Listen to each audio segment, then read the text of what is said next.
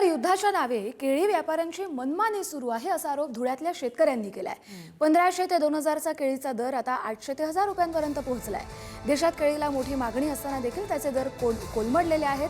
भारतातच केळी मोठ्या प्रमाणात केळीला मागणी असताना फक्त युद्धाच्या नावानं व्यापारी मनमानी पद्धतीने भाव कमी करत असल्याचा आरोप धुळे जिल्ह्यातल्या केळी उत्पादक शेतकऱ्यांनी केलाय। 1700 ते 2000 रुपयांपर्यंतचा जो भाव होता तो थेट 800 ते 1000वर येऊन पोहोचलाय। एक्सपोर्ट क्वालिटी केळीचे दर कमी झालेत आणि हे समजू शकतो की केळी बाहेर देशात निर्यात मंदावली आहे, पण आपल्या देशातच मोठ्या प्रमाणात केळीची मागणी असते, त्यामुळे युद्धाच्या नावानं फक्त केळीचे दर आपल्या देशात कोलमडवले गेलेत असा आरोप केला जातोय। केळीला फक्त 800 ते 1000चा दर दिला जातोय, तर यात केळीला लागणारा खर्च देखील निघणं कठीण होतंय। त्यामुळे कमी दरात शेतकऱ्यांनी केळी विक्री केली नाही तर उन्हामुळे शेतातच केळी खराब होण्यास सुरुवात होते, त्यामुळे शेतकऱ्यांचं मोठं आर्थिक नुकसान होतंय। इराण आणि इस्रायल युद्धाचा केळी उत्पादक शेतकऱ्यांना मोठा फटका बसतोय आणि यामुळे आता केळी उत्पादक शेतकऱ्यांना मोठं संकट उभं राहिलेलं आपण बघितलं तर केळी ही 800 ते 1000 रुपये दरानं विक्री होते आणि यामुळे कुठेतरी शेतकरी आता चिंतित आहेत। आपल्यासोबत केळी उत्पादक शेतकरी आपण त्यांच्याशी बातचीत करणार आहोत। काय सांगाल दादा, काय परिस्थिती सध्या केळी? सध्या केळीची 800-900 रुपये मागणी आहे सर।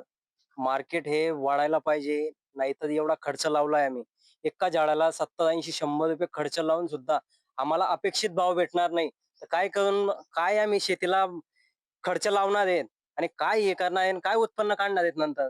युद्ध सर, एक्सपोर्ट हे वेगळी गोष्ट आहे, पण जे लोकल महाराष्ट्रामध्ये एवढी केळी लागणार आहे, खाणारे एवढेच आपल्या महाराष्ट्रामध्ये, तर हे फक्त आपल्याला सांगताय की एक्सपोर्ट होते, एक्सपोर्ट बंद आहे, त्याच्यामुळे सर्व गाड्या बंद आहे, त्याच्यामुळे व्यापारी लोक हे सर्व एकजूट झाले आहेत आणि त्यांचं म्हणणं एकच आहे की कसा माल शेतकऱ्यांच्या कमी भावात आपल्याला भेटेल, फक्त एवढंच त्यांचं टार्गेट आहे। व्यापारी फक्त युद्धाचं नाव सांगतायत की युद्ध चालू आहे, माल उठाव नाहीये, एक्सपोर्ट होत नाही आहे, पण एक्सपोर्टचा विषय नाही। आपला भारतातच एवढी केळी लागते, तर एक्सपोर्टचा विषय कुठे येतोय? फक्त व्यापारी मनमानी करतायत आणि ऐन आता पिकं काढणीवर आले आहेत आणि अशा परिस्थितीत माल रेडी झाला आहे, ऊन वाढलं आहे आणि व्यापारी आता भावाच्या गोष्टीत सांगतात की 1000-800 रुपयामध्ये माल भरपूर भेटत आहे।